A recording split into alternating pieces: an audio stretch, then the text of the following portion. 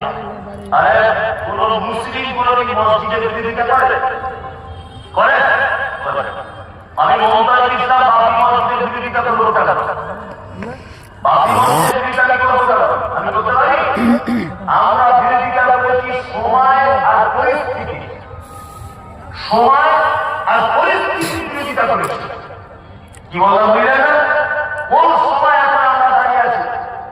আজকে সারা ভারতবর্ষে যখন আন্দোলন চলছে এসআইআর মুসলমানদের দেশের নাগরিক কিনা এই প্রমাণ করতে যখন ব্যস্ত, অর্থাৎ সম্পত্তি চলে গেল এই নিয়ে যখন আমরা ব্যস্ত, এনআরসি নিয়ে যখন ব্যস্ত, ডিটেনশন ক্যাম্প নিয়ে যখন ব্যস্ত, নিজেদের অস্তিত্ব টিকিয়ে রাখার লড়াই চলছে, আর এর মাঝখানে হঠকারিতা একটা সিদ্ধান্ত করে নেওয়া, এটা তো ঠিক নয়।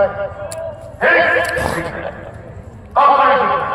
এখন আমি যদি কেউ বলে থাকে সোশ্যাল মিডিয়াতে যে আমি বিরোধিতা করছি, আমি তাদেরকে বলবো যে আমি বিরুদ্ধের লোক নয়, আমি পরিস্থিতি আর সময়ের বিরোধিতা করেছি, সময় আর পরিস্থিতির বিরোধিতা করেছি। তাই অনুরোধ চলে যাচ্ছে তো একজন মায়ের 2000 টাকা দিয়েছেন মাদ্রাসার জন্য, আর আমাকে কমিটি বারবার বলছে চাঁদার জন্য কিছু বলুন। বড় বাড়ির সেলিম ভাই 2000 টাকা দিয়েছেন, আলহামদুলিল্লাহ। আল্লাহুম্মা সাল্লি আলাইহি আল্লাহুম্মা বারিক আলাইহি। আসলে রাত তো অনেক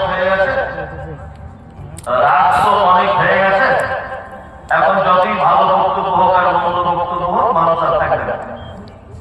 প্রতিটা মানুষের এখন মন বিছানার চাদর কম্বলের দিকে চলে গেছে, তাই না?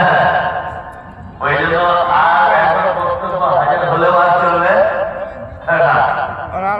কমিটিও আমাকে বলছেন বারবার যে চাঁদার জন্য বলুন। আলহামদুলিল্লাহ মাদ্রাসা দেখলাম একটা বিশাল মাদ্রাসা আপনারা চালাচ্ছেন, দেখো ভালো লাগলো। অনেক জায়গার উপরে মাদ্রাসাটা অবশ্যই মাদ্রাসা মসজিদের পক্ষে আমরা কেউ মাদ্রাসা মসজিদের বিপক্ষে কেউ নয়। আমি মমতাজুল ইসলাম নয়, মাদ্রাসাগুলোকে টিকিয়ে রাখতে হবে, কারণ ইসলাম বাঁচানোর সব থেকে বড় হাতিয়ার হচ্ছে এখন মাদ্রাসা, তাই না? এখান থেকে কোরআনের শিক্ষা হবে, এখান থেকে ইসলাম বাঁচানোর জন্য সৈনিক তৈরি হবে, ইসলামের সৈনিক, অর্থাৎ আলেম ওলামা তারা আগামী দিনে ইসলামের হয়ে কাজ করবে ইনশাআল্লাহ। একটা কথা মাথায় রাখবেন, মাদ্রাসা যতদিন আছে ইসলাম ততদিন থাকবে। আল্লাহ বাঁচিয়ে রাখবে এটা ভিন্ন ব্যাপার, কিন্তু দুনিয়াবী দৃষ্টিকোণ থেকে মাদ্রাসার ব্যাপক হারে প্রয়োজন রয়েছে না? নেই? রয়েছে। মানুষ তো থাকবে না, পানি